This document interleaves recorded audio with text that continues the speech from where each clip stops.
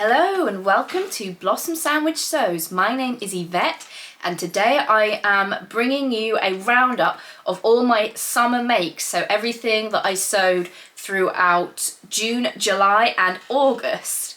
So let's get straight in with June. So during June I hosted the hashtag SewFruity22 challenge on Instagram, which just involved sewing anything with like a kind of fruity theme. So I made quite a lot of things during June. Let me just grab the stack to show you.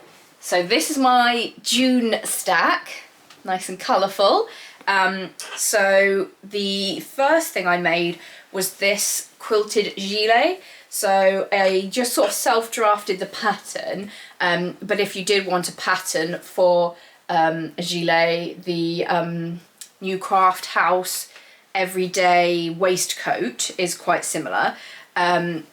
So I used the fat quarters from a Sew Helly Jane box. I think this was the May box.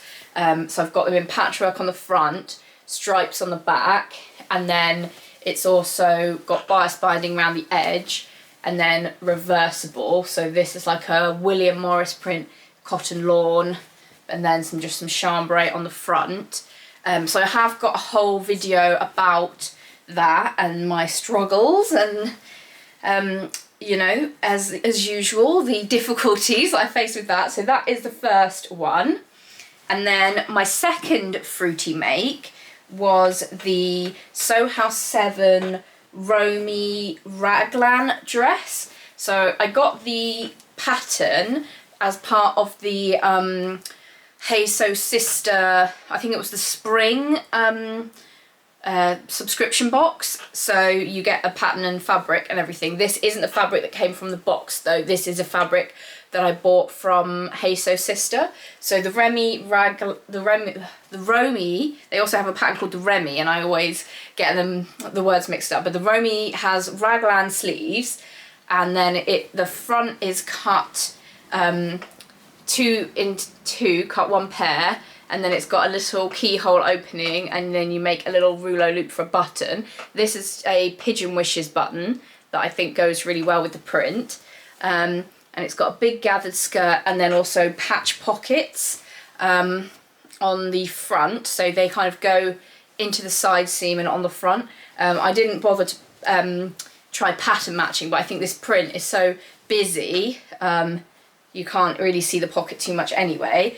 So I'll put in a picture of that. When I first made this dress, I actually had COVID when I wanted to take photos, so obviously I couldn't go out to take any pictures, so I just kind of photoshopped me being on the beach, but then I did get to go to the beach a bit later on, so yeah, I have got to wear this one. It was quite warm this summer, so this was nice and cool. This is like quite a light viscose, so yeah, that was really nice to wear through the summer.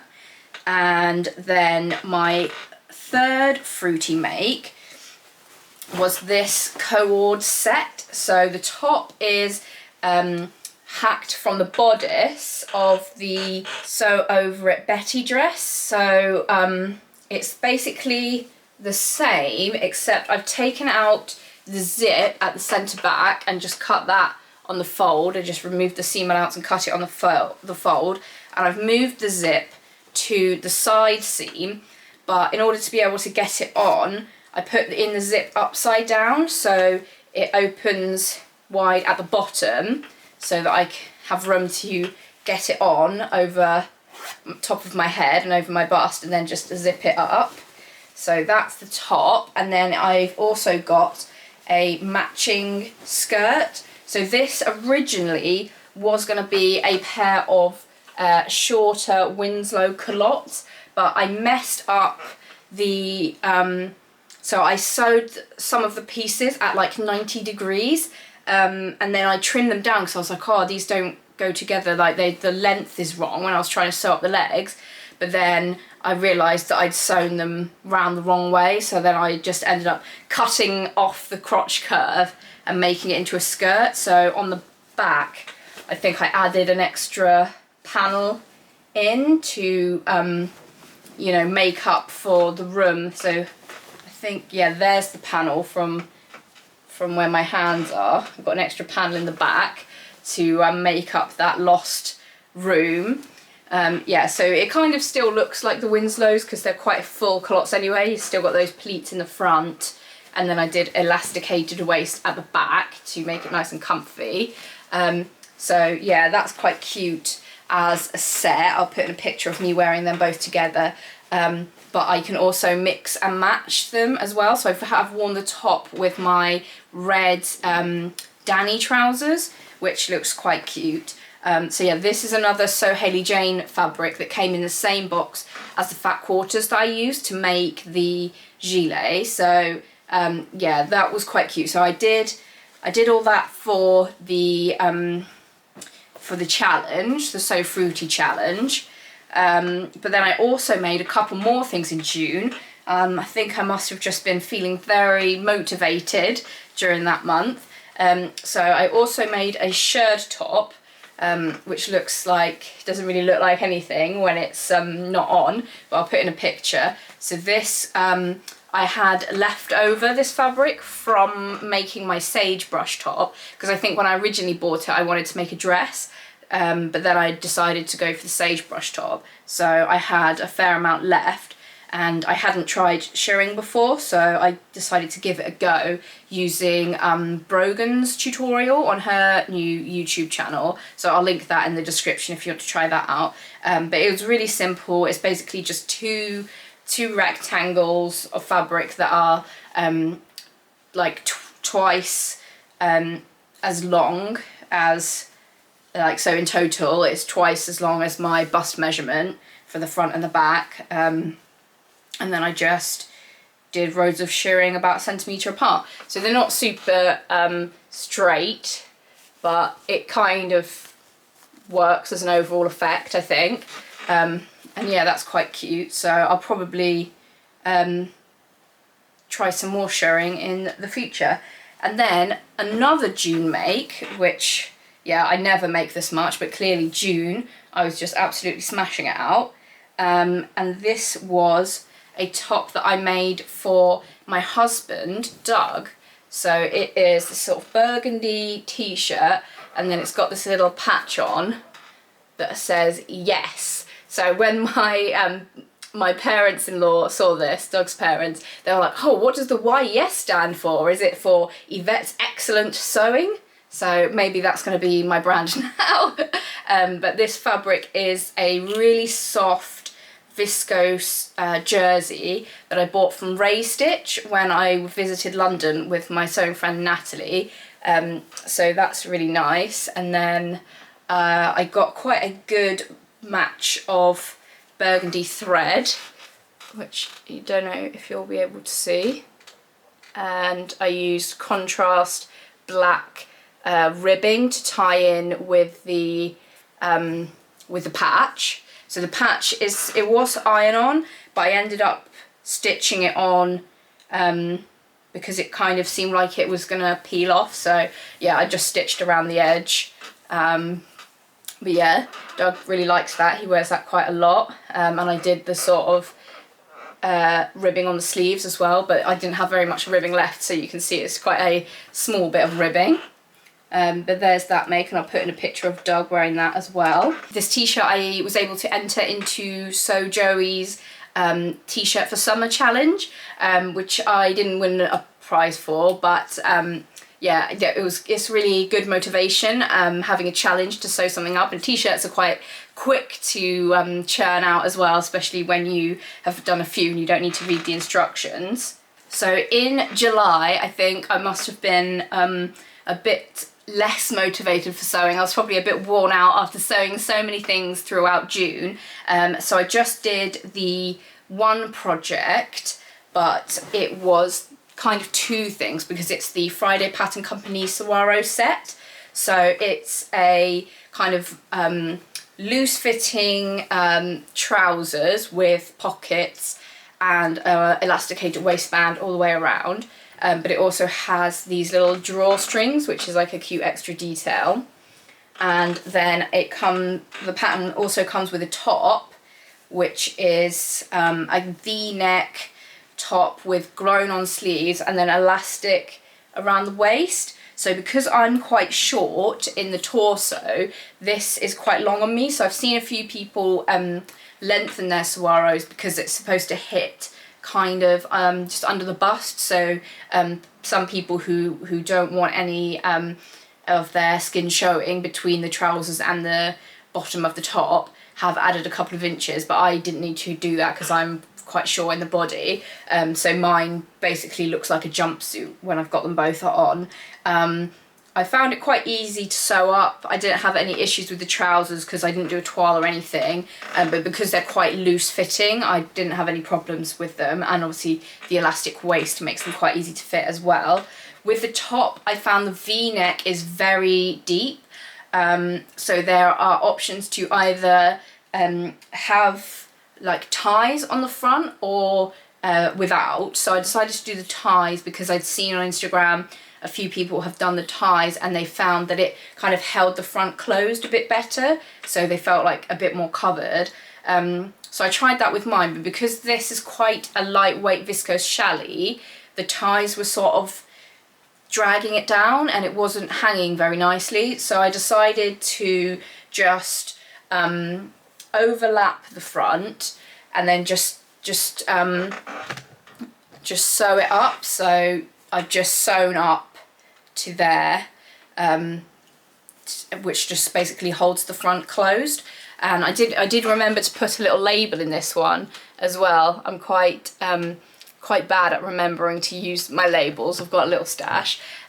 So yeah, I just that was just a quick hack. But they do have on the Friday Pattern Company website tips to like how to adjust the pattern pieces if you want it to overlap more. So if I make this again maybe next summer, I might try that.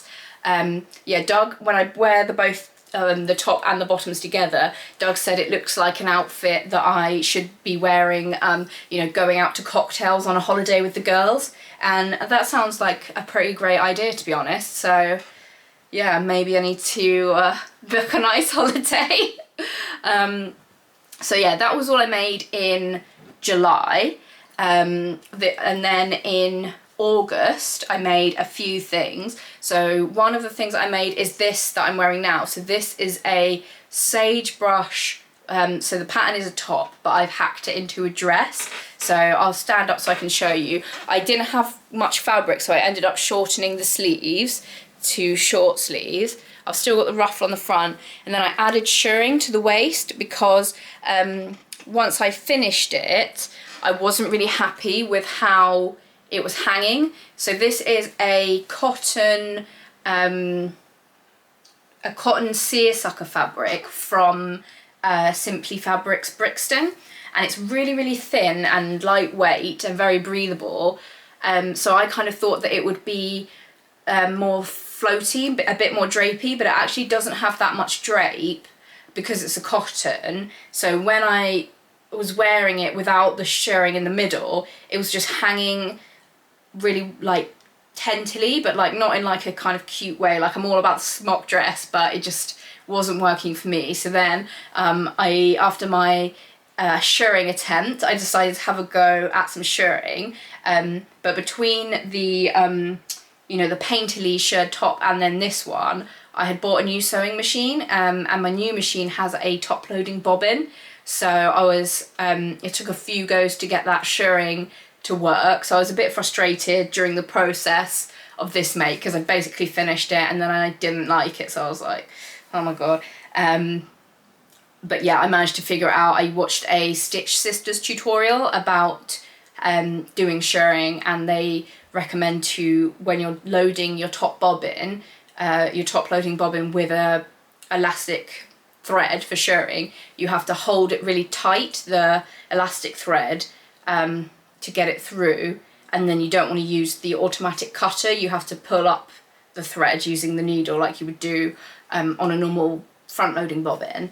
I'm just waving my hands around, I don't know if this makes sense, but I'll link that video if you struggle with shirring. So yeah, I did that shirring, and I think it really improved the shape of it. So I'll just stand up again, but I will put in a picture so you can see it properly. So it just starts just under my bust, and then I did a few lines down to my waist, and then on the skirt I've done some little ruffles to tie it in with the sagebrush, and then I've also done a ruffle on the hem as well, because partly because it's cute, but also because I was a bit worried that the skirt was going to be too short. So yeah, I think it's turned out cute. It has got pockets obviously as well, but yeah, this is one of those makes where when I first finished it I was a bit traumatized by the whole sewing process and didn't really like it that much, but now that I've got some separation from the actual making of it, I do quite like it, and it is, you know, comfortable, but it is kind of shapely as well with the shirring. So yeah, I would recommend having a go at some shirring if you've got a smock dress that isn't working for you. Maybe see if that can work. So then other things that I made in August was a second Romy dress. So you might be able to see a bit better the sort of outline on this because it's a less busy print than my fruity one. So there's the raglan sleeves there, and it's got bias binding around the neck. So this one I decided to omit the keyhole opening on the front by just cutting the front on the fold. So I did that because I didn't want to have to pattern match the squares on the front bodice piece, but then I ended up having to do that on the back piece anyway. You can see the seam up there, but I think it worked out okay in the end. And then I'd done my patch pockets on the bias. I'll show you if I can show you the right side of the dress. Struggle, here we go. So this is just fresh out the wash, so it's creased. So I think I did show you this in a previous video as well, but yeah, there we go. There's my bias pocket, because I thought that would be a cute little detail. But yeah, I really do like this dress. I've worn it a few times already. So this fabric is a linen, also from Simply Fabrics Brixton, and it's just got really gorgeous colours in it.